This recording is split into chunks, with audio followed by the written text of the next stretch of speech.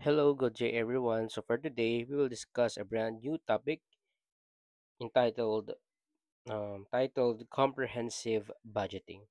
So at the end of the lesson, you'll be able to comprehend, demonstrate, and discuss the definition of budgeting and its advantages and disadvantages, the different approaches in budgeting, the difference between budgets and standards, the different types of budgets, the different budgeting methodologies, and the budgeting process, as well as the master budget and its component. So here is our topic outline. So comprehensive budgeting, we have the basic concepts, okay, the definition of terms, advantages and limitations of budgeting, approaches in budgeting, as well as the budget versus standard, the budgeting process, the types of budget, methodologies, as well as the master budget, which include the operating, financial, and the capital budget. So we all know that a budget is a detailed and realistic plan, no? Expressed in quantitative terms, outlining the acquisition and utilization of financial resources for a certain future period of time. So simply stated, when we say budget, it is about financial plan of a certain company for a future, for the future that is expressed in quantitative terms. So para saan ba ang budget, di ba? No, we have budgeting para sa future, 'di ba? Para magkaroon ng proper allocation of resources or proper allocation ng ating mga um, cost, 'di ba? Hindi lang basta cost, as well as we use budgeting to forecast, 'di ba? Forecast kung magkano kaya yung ating magiging sales in the next few years in the future, ano pa ba, magkano yung magiging profit natin, 'di ba? So gagamitin natin yon, like we have learned in CBP analysis. Ano kaya, 'di ba? Yung what is the required number of sales in units, 'di ba? So gagamitin natin dito yung mga natutunan nyo doon. So ano, ilan kaya yung magiging ibebenta natin para maka-earn tayo ng certain target, parang certain target of profit, amount of profit, gano'n. So ito naman is for long-term purposes naman when it comes to budgeting. So budgetary control involves the use of budgets to control the actual activities of a company. Hence, budgets are used to forecast financial results and financial position for a future period, which shall be used by management for better decision making of its current operations. So yon, ginagamit ang budgeting in order to have a proper or better decision making for its current operations. So let's talk about here the advantages of budgeting. So we have number one, a budget is a planning and communication tool. Yun nga, ginagamit siya to plan, di ba? Not only for the present, but most importantly, for the future, di ba? Since the content of budget is purely based on estimation and projection, so budget will require management to think about and plan for the future. So naka-base yung ating mga prediction, estimations for the future, di ba? Ano yung mga goal ng company, yung targets. So i-align natin siya sa magiging planning natin for today. So being a planning tool, budget sets direction for the organization. So without planning, 'di ba, mahirap, 'di ba? Kung walang planning, di tayo nagpa-plan, mahirap for the company to achieve its goals kasi nga hindi organized yung magiging performance, magiging operation ng isang company. Hindi niya alam kung nag-i-improve ba yung operations niya kasi wala siyang tina-target, wala siyang plans for the future. Naka ano lang siya, naka-focus lang siya sa current, which is hindi maganda 'yun. Dapat we are also nagkakaroon tayo ng mga projections, 'di ba? Kasi hindi natin alam kung ano yung mangyayari sa future. So dapat we should have a plan in order to predict, in order to have a long-term achievements, 'di ba? Particularly when it comes to the business, kasi nga ang gusto natin sa isang business is magkaroon ng tawag doon, yung going concern, 'di ba? Going concern, since we see the company as a going concern, dapat pino-project din natin yung mga pwedeng mangyari sa future. So it serves also as a communication tool kasi nga it provide communication not only to the management but as well as to the mga users ng ating information, di ba? It also ensures that the vision, mission, the goals, and objectives of the company are clearly articulated and understood among the officers, among the personnel within the organization. So, without proper planning, di ba, hindi magiging maganda yung magiging operation, hindi magiging organized yung ating business. Next, number two is a budget helps in directing and organizing resources. So hindi lang siya basta nagpa-plan, it also organize, di ba? Kasi nga yung ating mga resources ay very limited. And syempre ang ayaw natin mangyari na gumastos tayo sa mga resources na hindi naman talaga mapapakinabangan. Particularly, yung ating mga pag-train sa ating people, machines, iba outsourcing of materials, system formulation, implementation. Syempre gusto natin effective and efficient tayo doon. So hindi natin gusto na masayang or yung mga resources na yan is mapunta lang sa wala. So dapat i-allocate natin, magkaroon tayo ng proper allocation. 'Di ba napag-aralan natin sa standard costing na ang gusto natin is maging favorable yung outcome ng ating mga cost, 'di ba? The actual cost should be lower than the budgeted cost, 'di ba? Siyempre ayaw natin na mas malaki yung magastos natin kaysa dun sa binudget natin. Number three, a budget serves as a control mechanism. Yun nga, nakokontrol natin yung ating mga results, di ba? Ito ang gusto natin i-compare din yung actual results versus the planned results. Yun nga yung sinabi ko, yung budgeting serves as a benchmark, di ba? Benchmark. Hanggang dito lang yung gusto na yung budget, it serves as a benchmark. For example, ang gusto mong i-target is 1 million sales. So for that year, kailangan i-achieve mo yung 1 million sales. Kasi kung wala kang target, hindi mo alam, okay, kung nagpo-perform ba ng maganda yung isang business mo or kung wala kang pino-project or wala kang ina-achieve na wala kang ina-achieve na target, hindi ka magiging motivated, 'di ba? Syempre wala kang ina-achieve, wala kang parang pino-foresee. For example, ikaw as student, 'di ba? Kailangan mo din ng budgeting. Kunyari, ang goal mo talaga is makapasa this semester. So, you had to do planning, di ba? Planning, controlling, ano pa ba? Planning, controlling, implementing, di ba? Directing, di ba? Para gano'n ma-achieve mo yung goal mo, which is to pass the semester. Not only for the semester, syempre ang long term, 'di ba? When we talk about the long term goal to become a certified public accountant. So you need to do some planning, 'di ba? Budgeting, i-budget mo yung particularly time mo, 'di ba, as a student kasi very limited ang time, very mahaba ang coverage ng board exam, so you need to budget your time, 'di ba? Para magkaroon ka ng proper implementation as well as magkaroon ng favorable results. So since budgeting is a planning, communication, directing, and controlling tool, budgeting is related to all functions of management. So all functions of management, not only for the sales department, hindi lang siya for the purchasing department, di ba? Lahat ng department, budgeting is related, di ba? Next, number four is budgets are used for performance evaluation. Bakit kailangan ng performance evaluation? Yung nga, para malaman mo if saang areas yung weak, saang areas yung nag-i-incur ng loss, saang areas naman yung pinaka-profitable. Siyempre, kung malalaman natin, kung nagkaroon tayo ng budgeting, malalaman natin kung saang areas ba kailangang mag-improve, saang areas pa ang kailangang tutukan. Dito sa area na ito, mahina yung ating product A, gano'n. So, ano kayang puwedeng gawin natin sa product A in order to improve the sales, 'di ba? Ano pa kayang marketing strategies, 'di ba? Masyado bang mataas ang price or masyado bang hindi maganda yung quality, mataas ang cost, so yun ang titignan natin.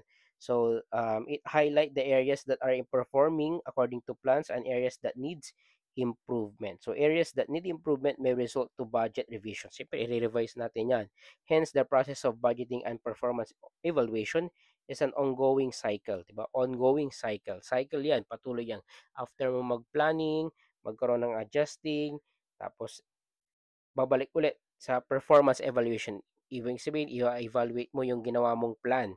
Kung effective ba siya, na-achieve mo ba siya.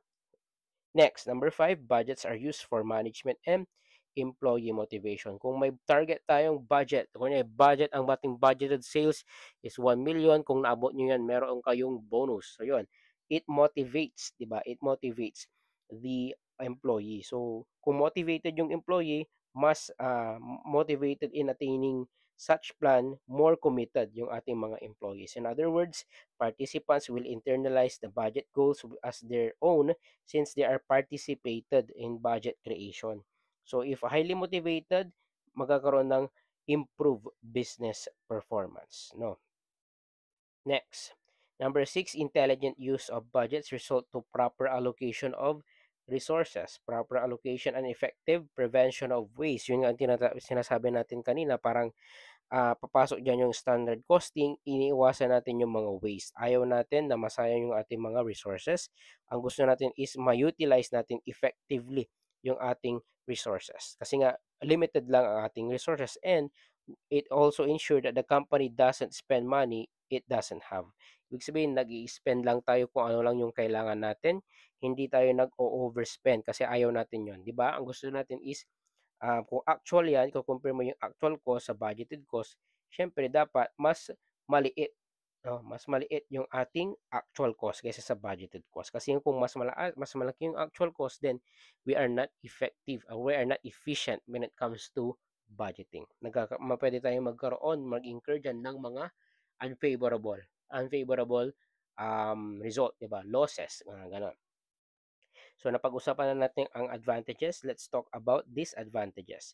So number one dyan is budgeting is not an exact science. Okay? Basically, a budget contains assumptions and estimation. Hindi exact yung ating mga ginagamit na numbers when it comes to budgeting. Kasi nga, fino-project lang natin, ine-estimate lang natin. Kasi nga, this budgeting serve as a planning tool.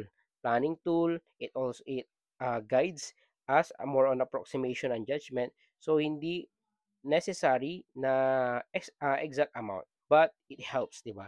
It helps to, um, tawag dito, it guide, and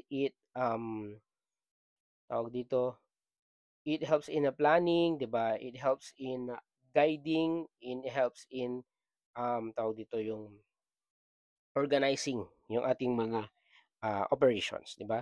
Budget is time consuming also because 'di ba, budget preparation and execution hindi pwedeng gawing overnight 'yan. Dapat you need to study, you need to consult yung mga people involved, 'di ba? Kailangan din ng participation ng mga person involved kung ilan ba yung magiging cost natin next year, ano ba ang problema natin dito sa product na ito, bakit last year mahina yung benta, so ilan kaya magiging target sales natin for the next year, ganon. So madami tayong pag-uusapan dyan when it comes to budgeting. People participation leads the next disadvantage of budgeting. So time consuming siya. Time consuming kasi madaming kailangan procedures, yung mga employees kailangan tanungin, 'di ba? Yung mga officers o management kung ano yung mga uh, suggestions nila. Next is the success of budgeting depends on the cooperation and participation of all members. So, budgeting is people dependent. So, kaya disadvantage yun kasi nga maraming tao involved. Okay? Um, tawag dito, kung hindi sila nagpa-participate, hindi sila maki-cooperate, then hindi magiging successful yung ating budgeting. Number four, budgets are applied mechanically and rigidly. So budgets when adhered to and used intelligently can achieve great things but aren't very flexible. Most of the time, budgeting process only focuses the attention of the management on this strategy during the budget formulation. So the conceptualization of budget is based on the current market condition. Okay, the problem here is when there is a fundamental shift in the market just after a budget. So, ang yun na mahirap, no? Yung nakapag-budget ka na lahat-lahat tapos nagkaroon ng sudden change in the market. Nagkaroon ng bagong product, nagkaroon ng mga technological change, nagkaroon ng um, economical changes, political changes na pwedeng maka-affect sa ating operations, di ba? So therefore, a budget is merely a guide, yun nga yung sinasabi ko, a tool used by management but not a substitute for management. Number five, excessive emphasis on budgeting may too much motivate managers, making the information provided inaccurate. Remember that budgets are used for performance evaluation. So ang pwedeng tendency doon is um, si manager pagandahin niya masyado yung babaan niya masyado yung budget, or yung target sales babaan niya para mas madali niyang ma-achieve. Kasi kung na-achieve niya yung target sales na yun, may ano sila, meron silang meron silang bonus, meron silang incentives, 'di ba? Heavily motivated managers may attempt to introduce budgetary slack ang tinatawag natin. Ano yung budgetary slack? Magkakaroon ng budget padding or budget shaving, which is intentional manipulation of the budget estimations. Ang ginagawa nila, ino-overstate yung expenses pero ina-understate yung revenue, 'di ba? Para magkaroon ng budgetary slacks. For example, the sales manager of the company who is responsible for the preparation of sales forecast estimates that for the next financial year, the company's sales would be 800,000. In contrast, he deliberately shows that the budgeted sales to be 700,000 for a year by intentionally reducing sales by 100,000. So nagkaroon ng deliberate underestimation of sales, which is known as the budgetary slack. So due to this slack, it created the lower performance benchmark by which it is more likely that the manager will receive, yun nga, more likely the manager will receive a favorable evaluation and review in the eyes of the top management, and the company might receive the incentive as well for the same. Siyempre, binabaan niya yung target, mas madali niyang ma-achieve yun.